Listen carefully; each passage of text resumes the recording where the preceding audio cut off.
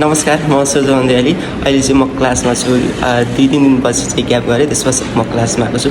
आज यो बिएसडब्ल्यूको यो इन्ट्रान्समा टप गर्ने स्टुडेन्टसँग मेरो साथीसँग म कुराकानी गर्दैछु। रिया भट्टराई, उहाँलाई स्वागत छ। नमस्कार। तपाईँले इन्ट्रान्स टप गर्नुभएको हो नि है? र अब तपाईँले इन्ट्रान्स टप गर्नुभयो, तपाईँको अनुभव भनिदिनु न त। त्यो इन्ट्रान्समा कस्तो क्वेसनहरू थियो त? क्वेसनमा ठिकै थियो, त्यही सामाजिकहरूसँग सम्बन्धित थियो होइन। हजुर हजुर।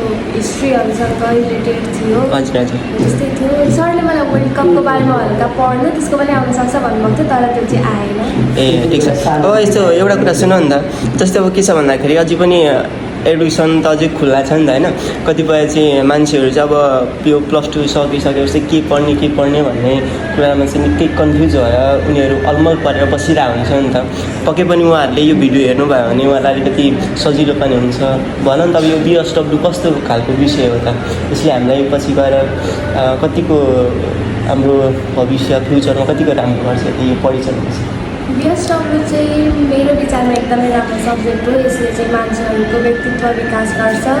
यसलाई अलराउन्डर सब्जेक्ट पनि भनिँदो रहेछ। अनि यसले चाहिँ कोही मान्छेहरू डराउने लजाउने छन् भने त्यसलाई बोल्नको लागि बोल्ने सिप सिकाउँछ।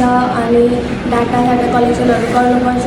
पास गर्न पनि सजिलो छ, किनकि 30 मार्क्सको प्र्याक्टिकल अनि 70 मार्क्सको थ्योरी हुन्छ। पास गर्न पनि सजिलो छ। अनि यसले भविष्य पनि राम्रो छ। एनजिओ आइएनजिओतिर काम पाइन्छ। अनि एजुकेसन सेक्टर, गभर्मेन्ट सेक्टरहरूतिर पनि, टिचिङ सेक्टरमा पनि जान सक्यो, लोकसेवा भिन्न सक्यो। भनेपछि यो बिएसडब्ल्यू पढ्दा हामीलाई त्यस्तो पछि गएर चाहिँ मैले बिएसडब्ल्यू पढेर पछुतो लाग्यो भन्ने खालको यो सब्जेक्ट होइन होइन? यसले एकदमै राम्रो, यो सब्जेक्ट एकदमै राम्रो हो।